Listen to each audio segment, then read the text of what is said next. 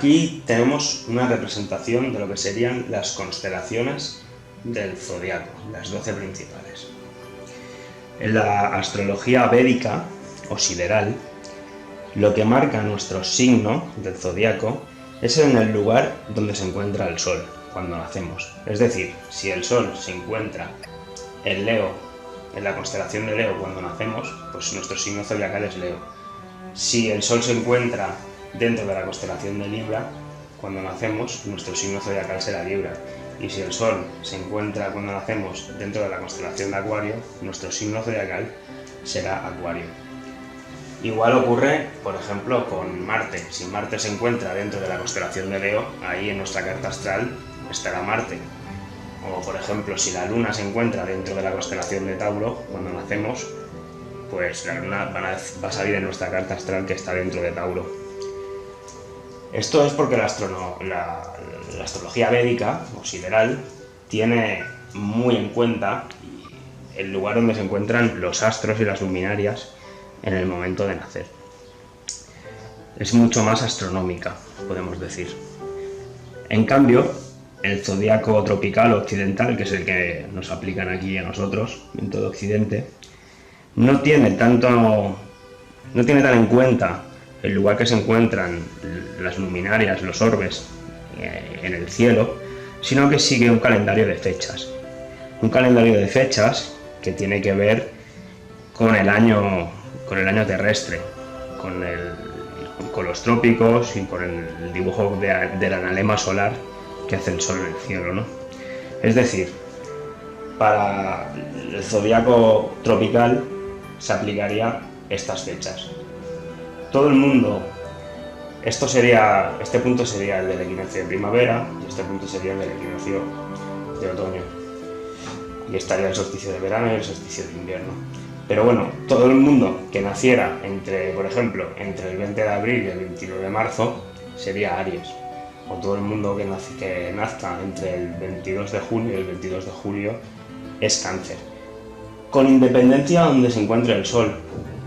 Porque el Sol, aunque esté aquí en Piscis, si naces entre el 20 de abril y el 21 de marzo, el Sol estará en la constelación de Piscis.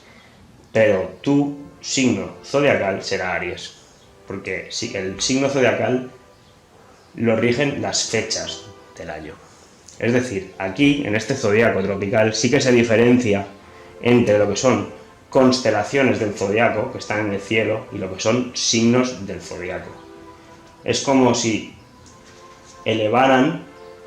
hicieran un círculo imaginario en el cielo, que está fijo con fechas.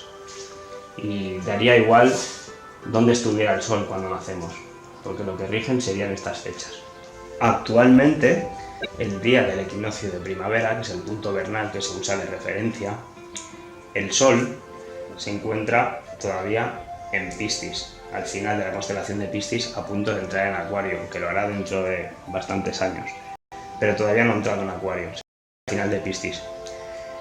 Es decir, para la astrología védica, los que nazcan el día del equinoccio de primavera y durante esos 30 días siguientes, en que el Sol estará dentro de Piscis, serán de signo zodiacal de Piscis.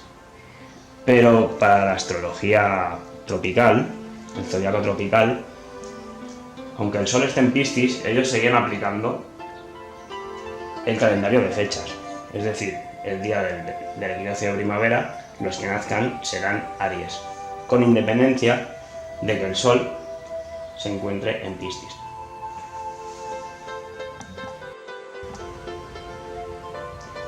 Esta descorrelación entre ambos zodiacos o astrologías podemos decir que viene dada por la precesión de los equinoccios, ya sea de la forma oficial que la explica la ciencia, con el movimiento de peonza de la Tierra, o ya sea tal y como la entendemos y explicamos nosotros, con el retraso del Sol respecto del firmamento, que es lo que produce que se vaya retrasando el día del equinoccio de primavera, el Sol, dentro de una constelación, y al final acabe cayendo cada 2160 años en la constelación que viene por detrás. Pero bueno, sea de una manera explicada o de otra, La diferenciación entre ambos zodiacos viene determinada por esta precesión de los equinoccios. Hace unos 2000-3000 años, el día del equinoccio de primavera, el Sol se encontraba en Aries. Así que para los védicos, los que nacían esos días eran Aries. Y coincidían las fechas con este otro calendario. Coincidía que el día del equinoccio de primavera, el 21 de marzo, el Sol estaba en Aries. Es decir, no había diferenciación entre ambos. Pero debido a la precesión de los equinoccios, el día del equinoccio de primavera ha entrado la constelación de Piscis. El Sol entraba dentro de esta constelación de Piscis. Con lo cual es por lo que se ha dado esta disfunción y esta descorrelación. Actualmente hay un signo zodiacal de diferencia, pero dentro de años, no sé exactamente cuándo entrará el Sol dentro del Acuario, pero cuando entre, el día del equinoccio de primavera, cuando estemos ya en Acuario, seguirán aplicando. Para los védicos, los que nazcan estos días serán Acuario, y aplicando las fechas del año serán Aries para los del zodiaco tropical, es decir, habrá una descorrelación de dos signos zodiacales, 1 y 2. Ahora de momento solo la tenemos en una, pero dentro de unos años tendremos 2. Y así sucesivamente, porque esto es una rueda y no para de girar. El cielo no para de girar. En cambio las fechas son fijas para los del zodiaco tropical, porque vienen dadas por el año natural en la Tierra, por el Sol, por su analema que asciende y desciende.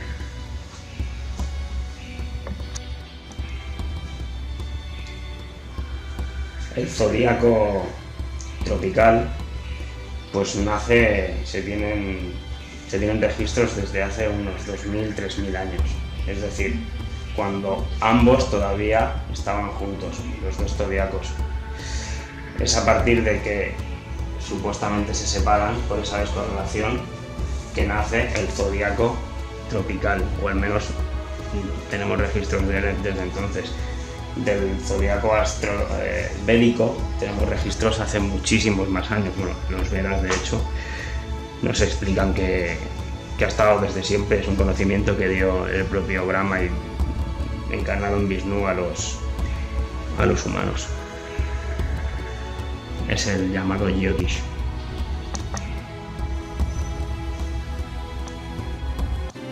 Y el zodiaco astronómico, que sería el más oficial de todos, que no le importa la astrología, simplemente se ciñe a lo físico, pues sería mucho más parecido al védico, ya que tiene en cuenta dónde se encuentra el Sol en cada momento dentro de cada constelación.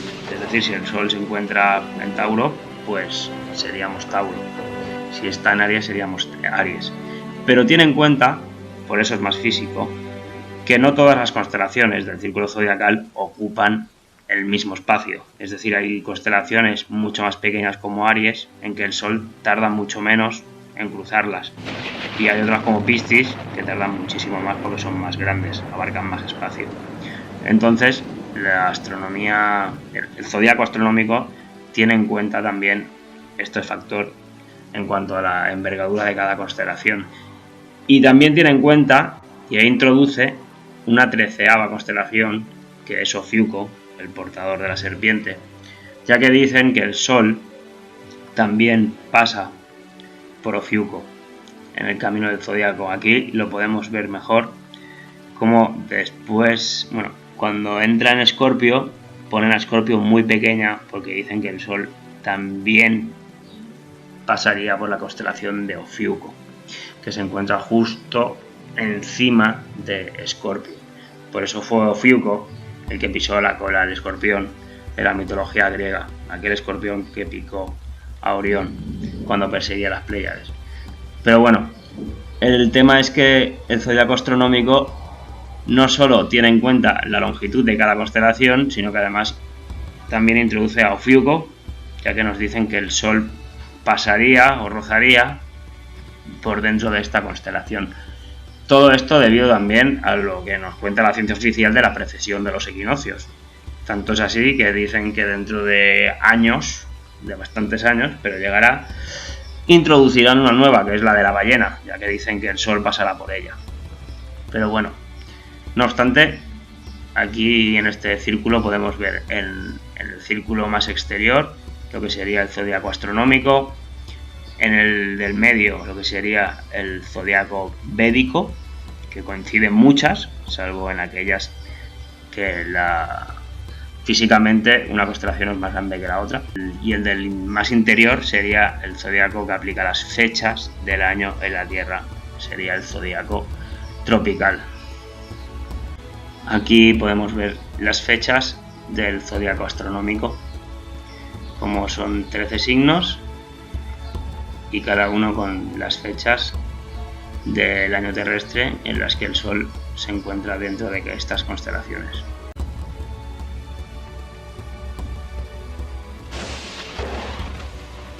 Vale, compañeros, vamos a intentar explicar los 3 zodiacos a través de nuestro analema. Porque esto es el movimiento del Sol durante un año, que dibujaste 8. Ya sabemos que la cabecita pequeña en el hemisferio sur de la bola está abajo, eso independientemente, ¿de acuerdo? Pero es el movimiento durante un año del Sol y va pasando por todo el cinturón zodiacal, ¿de acuerdo? Entonces, con este calendario, como es como nuestra agenda, ¿vale?, que tenemos para apuntarnos las cosas, ya sabemos que tenemos 2 equinoccios, 2 solsticios, ¿de acuerdo? Que empieza el año, sería enero, febrero, marzo, abril, mayo, junio, julio, ¿vale? Durante todo el año. Entonces, tenemos esta partición del cielo de esta manera muy clara. Entonces, son los marcadores, los 4 marcadores. ¿Qué pasa? Que en el zodiaco tropical da lo mismo, o sea, dónde esté el Sol realmente, porque siempre el 21 de marzo, aunque el Sol no esté aquí, será Aries. Da igual, es el cielo que había anteriormente, en la anterior era, y así se ha quedado para siempre.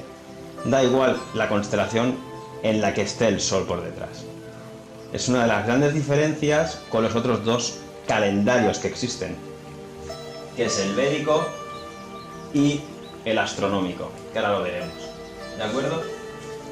Es decir, esto siempre es lo mismo. Mi movimiento del Sol no varía, lo que varía es la pantallita que hay detrás, que son las constelaciones.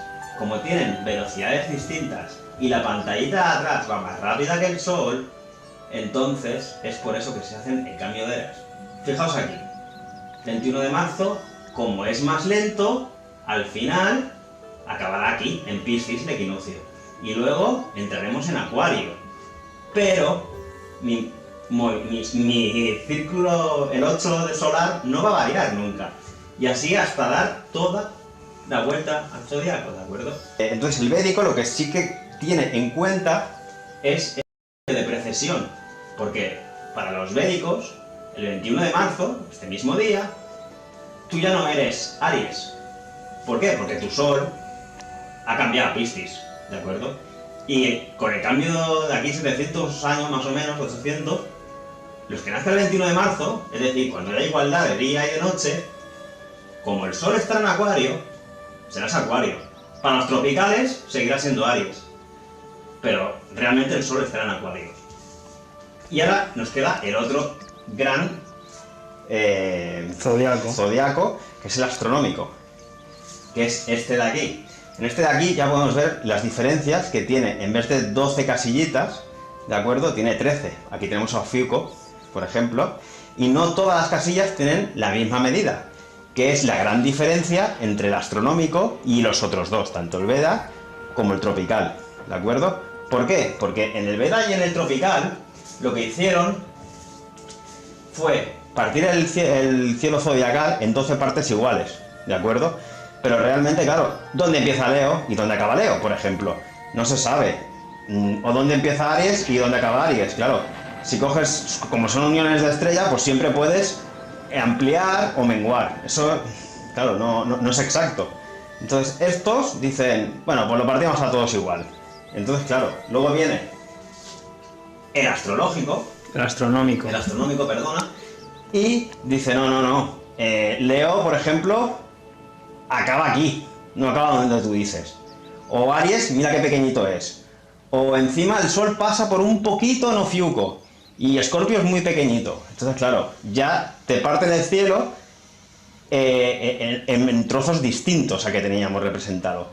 Pero se asemeja, en cambio, al védico, porque sí que tiene en cuenta la precesión de los equinoccios. Esto deberíamos verlo así, ¿de acuerdo?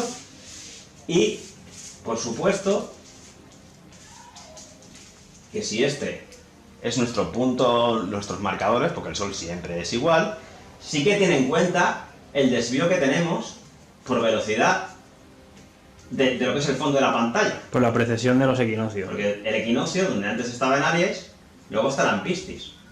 Y luego seguimos corriendo y en Acuario, cuando cambiamos de era. Luego Capricornios, Sagitario, y llegará un momento que el punto equinoccial marcará Flujo. Y luego Escorpio, ¿de acuerdo?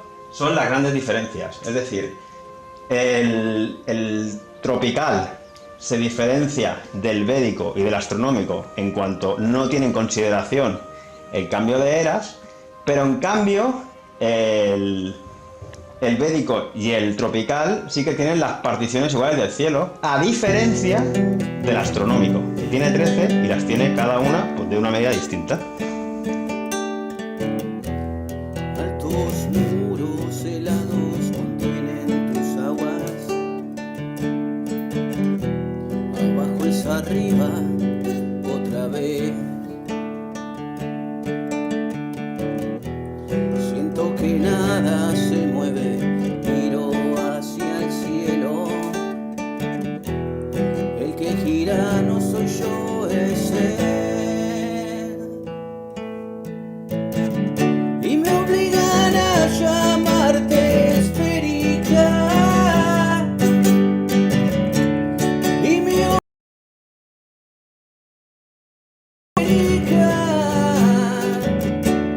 Quieren obligarme y no lo haré.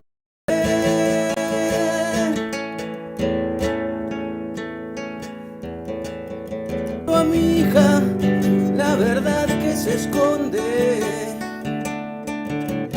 La seño me obliga, papi, esférica es. Miramos estrellas, le pregunto qué ve. Se mueven contentas, papi, el abuelito me ve. Y me obligan a llamarte esférica. Y me obligan a amarte esférica. Quieren obligarme y no lo haré. Vídeos sobre el movimiento del firmamento, las estrellas errantes, los star trails que se producen en ambos hemisferios, las constelaciones, la precesión equinoccial, etc. Así como los distintos zodiacos, nos centramos hoy en el círculo zodiacal y concretamente en lo que para nosotros es una representación del mismo virtualizada en nuestra sociedad en forma de distracción, entretenimiento y puesta delante de nosotros de forma velada, como siempre ha transmitido el conocimiento o la élite que nos domina. Nos centramos hoy en lo que para nosotros es un gran culto al círculo del zodiaco, una tradición muy antigua cuyo origen se pierde en el tiempo, un culto al sol y al firmamento por excelencia, tanto por la construcción del lugar donde se realiza, como por su simbología y significado esotérico o iniciático.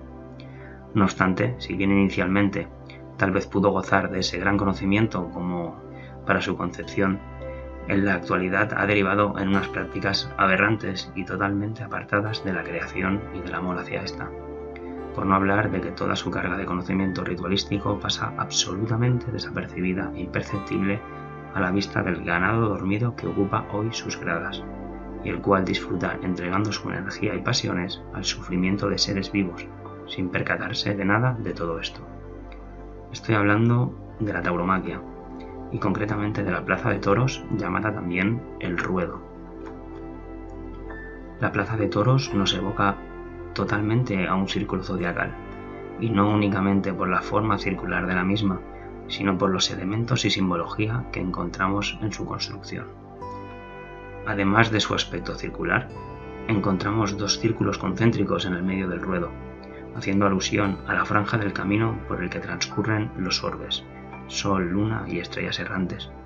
Las plazas de toros cuentan con 12 puertas o secciones, haciendo alusión a las 12 constelaciones del zodiaco por las que cruza el Sol en su recorrido anual, si bien en la actualidad muchas de estas plazas ya se construyen con tan solo 10. Existen también 4 puertas que dan al ruedo, pudiendo hacer alusión a los 4 puntos cardinales o a los 4 momentos del año que nos sirven para medir el tiempo, los 2 solsticios y los 2 equinoccios, actualmente llamadas la puerta grande, la de los toriles, la de arrastre y la de cuadrillas. Para la construcción de toda plaza de toros es imperativo tener en cuenta el recorrido que traza el Sol en el cielo. Las plazas de toros se construyen orientando el palco presidencial al oriente, de forma que en las primeras horas de la tarde, la mitad del círculo donde se sitúa el palco tendrá sombra y la otra mitad tendrá sol. Juegan así con el sol y la sombra, y no solo para repercutirlo en un aspecto económico después en el precio de las entradas. También hemos encontrado quien afirma que las plazas de primera categoría deberían tener al menos originalmente entre 60 y 66 metros de diámetro, número llamativo que contiene 3 seises, si bien este dato no hemos podido corroborarlo oficialmente. En la plaza no podían faltar un reloj que marque los tiempos y una banda de música que marque la sinfonía y el inicio de los llamados tercios, nombre con el que se diferencian hoy los 3 actos repugnantes de las banderillas, la muleta y el estoque. Respecto a la simbología iniciática de la tauromaquia, encontramos los siguientes aspectos. El toro simboliza el ego animal, al que hay que dominar o incluso vencer, según nos explican en muchas escuelas de conocimiento. El torero, que sería ya un iniciado, se enfrenta a su ego animal. El traje de luces del torero simbolizaría eso mismo, la luz, la pureza del conocimiento. Cuando el torero logra la faena iniciática, todavía se le saca en hombros por la llamada puerta grande. El color rojo del capote podría simbolizar también el color rojo del ave fénix, que resurge entre sus cenizas, un trabajo iniciático esotérico interior de ascenso, igual que nos cuentan que debe ascender la energía kundalini por la columna desde el chakra inferior, que también es de color rojo, el de las pasiones. La espada es un símbolo que hace referencia a la voluntad interna de uno mismo para poder recorrer el camino y vencer los obstáculos, incluso a su propio ego, según nos cuentan en muchas escuelas de conocimiento, conocida dicha voluntad como telema. En el atroz acto aparecen también banderilleros y picadores a caballo. No sé si representarían otros aspectos del camino iniciático o son solo acompañantes, pero lo curioso es ver cómo en los llamados juegos de naipes aparecen también muchos de estos símbolos, como son el oro, por el traje de luces, las picas, por los posibles picadores, las espadas, que también porta el torero, los caballos, etc. Además de sumar 12 las cartas de cada uno de los palos de la baraja de naipes. Y es que pareciera ser como que en todos los llamados juegos o espectáculos se intenta hacer alusión a alguna otra enseñanza oculta detrás de todo ello, como también lo vemos en el ajedrez con sus figuras y colores masónicos, o en el dominó, o incluso en el fútbol, como algún día hablaremos. Antes de continuar, hacer aquí un inciso bien claro sobre la repulsa que siento por la atrocidad que se hace con el sufrimiento animal, vulnerando toda razón ética y ley natural que pueda existir. Matar a un animal, y más aún usando su sufrimiento como diversión, es claramente el reflejo de una sociedad decadente y perdida de todo tipo de amor y conexión con la creación. Aunque en un inicio la tauromaquia pudiera haber tenido, tal vez, un origen más noble y verdadero. Desde aquí pido perdón a todos los seres que sufren ante esta y otras barbaries cometidas por las personas anuladas absolutamente de su conciencia. Sabemos de la finalidad de los rituales que derraman sangre, que por desgracia es habitual, impune e incluso legal en esta enferma sociedad en la que nos ha tocado sobrevivir. Y bien, siguiendo con el hilo de la tauromaquia y su origen, la palabra tauromaquia significa arte de lidiar con los toros. En el palacio de Knossos, en la isla de Creta, encontramos esta pintura de hace unos 3500 años, haciendo alusión a lo que podrían ser los orígenes del arte de lidiar con los toros. La taurocatapsia, o arte de saltar los toros, aún continúa vigente hoy en día en muchos países, entre ellos España, Francia o Portugal. Hay quien opina que podría ser este arte de saltar los toros el origen de lo que ha derivado en nuestros días el acto asesino de la tauromaquia tal y como se conoce, como diversión, llegando incluso a llamarse arte por muchos inconscientes, alejados de todo amor. En la mitología, sobre todo en la antigua Grecia, encontramos muchas alusiones al toro y leyendas. Tenemos al dios Mitra, que era adorado como el dios del sol en Persia e India, y que dio lugar al mitraísmo. Entre sus leyendas se cuenta que también tuvo que matar a un toro, y así se le ha simbolizado en numerosas ocasiones. Tenemos también la historia del Minotauro de la isla de Creta, en la que Ariadna ayudó a Teseo a salir del laberinto una vez venció al Minotauro que se encontraba encerrado en su interior, y el cual devoraba cada año a 7 hombres y 7 mujeres que le eran entregados en sacrificio.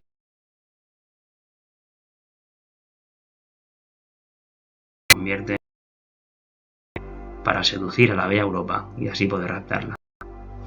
Como antiguos dioses toro, encontramos a Apis en el antiguo Egipto, el toro sagrado, que fue también un dios solar y de la fertilidad, aunque posteriormente fue adorado como un dios funerario y miembro de la corte de los dioses del antiguo Egipto. Encontramos también en Sumeria, en el Valle del Indo, impresiones de arcilla con un toro. Enlil era conocido como el toro furibundo y destructor. En el mito del diluvio mesopotámico nos cuentan que a Enlil se le llamaba el hijo del toro. En la India se adora y venera a la vaca. La vaca es venerada como fuente de alimento, símbolo de la vida y jamás debe ser matada. En el Gopastami, la fiesta anual que venera a las vacas, se las baña y decora en el templo y se les dan ofrendas para que su vida continúe. En la antigua India se sacrificaban toros a los dioses y se comía su carne, pero las vacas productoras de leche no podían ser tocadas. Los textos religiosos nombran a la vaca como a Devi, la diosa, y a Diti, madre de los dioses, y en los textos mitológicos hindúes se representa a la madre tierra como a una vaca. Entre algunas de las tribus que se cree dio origen al imperio de los cázaros se encontraban los llamados Vakis, que literalmente significa hijos de la vaca. Hoy en día todavía nos siguen inundando con el simbolismo del toro, y no solamente en España, donde lo han convertido ya en una imagen de marca, sino en otros lugares bien significativos, como puede ser en Wall Street de Nueva York, o en marcas publicitarias muy conocidas, que además del toro nos hacen alusión directa también al sol. Recordar que toro en inglés se pronuncia Baal, pronunciado prácticamente igual que Baal. Baal nos dicen que era una antigua divinidad de varios pueblos situados en Asia Menor, si bien también encontramos que se trataba del también conocido Baal, el primero de los 7 reyes del infierno, mencionado muchas veces en el Antiguo Testamento. Algunos autores mencionan a Baal como un duque que posee 66 legiones de demonios bajo su mando y se le compara con el mismo Satanás. Se dice también que Baal fue un ángel compañero de Lucifer, que le siguió en su caída tras haber intentado conquistar el cielo, convirtiéndose así en un demonio.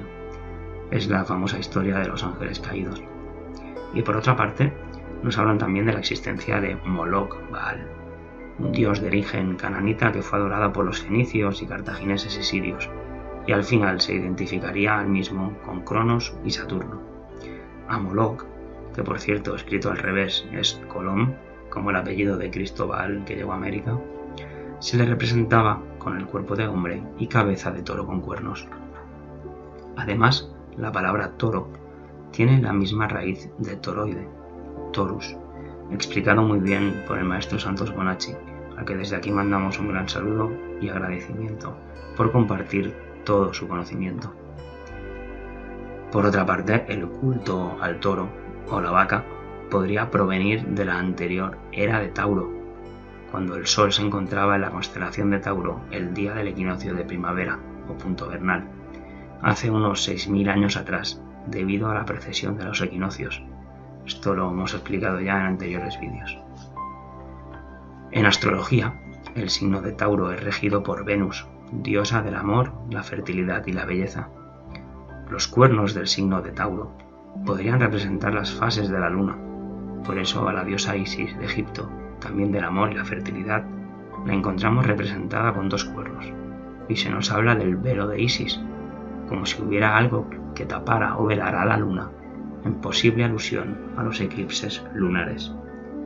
También los vikingos portaban cuernos sobre sus cabezas, como siempre se nos muestra.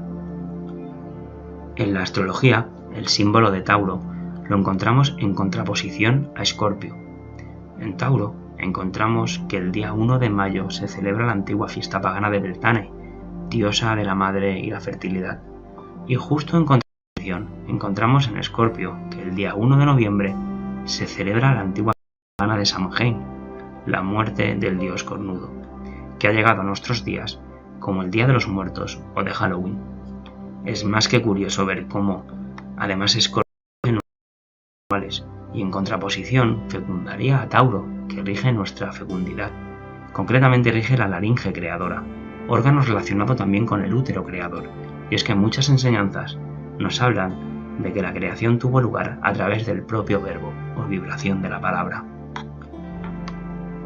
El número 12 nos aparece en muchas leyendas e historias, además de las 12 constelaciones o los 12 signos zodiacales. Encontramos también los 12 caballeros de la mesa redonda, los 12 testigos del nacimiento de Jesús. 12 son los trabajos de Hércules, los 12 apóstoles, los 12 titanes, hijos de Urano y Gea, entre los que se encontraba Cronos. Las 12 notas musicales, 7 blancas y 5 negras. También encontramos que uno de los 9 reinos de la mitología nórdica era Asgard, el cual estaba formado por 12 reinos con sus respectivos 12 jefes. Y por seguir con la parodia iniciada ya por estos personajes, ya solo les faltarían 9 jefes para su actual Asgardia. También encontramos a las 12 tribus de Israel, compuestas por 12.000 miembros cada una, y lo que nos da un número total de 144.000. Para unir todo esto de forma matemática, también por lo que implica el propio número 12, puesto que 12 por 12 nos da 144, que es a su vez el 12º número de la secuencia Fibonacci, la cual cada 24 números vuelve a repetirse. Si pasamos esos resultados a base 9 en matemática vorticial, además a la proporción áurea de Phi, llegamos cuando dividimos el número 233, que se encuentra en la 13ª posición de esa secuencia Fibonacci, entre el número 144, que se encuentra en la 12ª posición de dicha secuencia, como ya dijimos anteriormente. Y todo lo que ya explicamos en vídeos anteriores sobre el 144.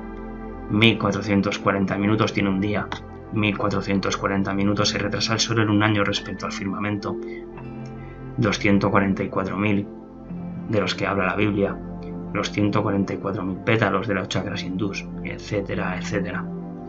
Y bueno, pues hasta aquí esta pequeña explicación y relación de la tauromaquia y la plaza de toros como una representación del zodiaco y del firmamento, que entendemos de qué se trata, además de un culto a una era o época pasada y que pudo aplicarse también para el conocimiento iniciático de toda una enseñanza.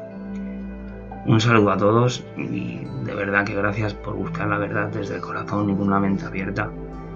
Estamos todos creciendo, nutriéndonos, todos somos uno y todo en la creación tiene un sentido y está conectado.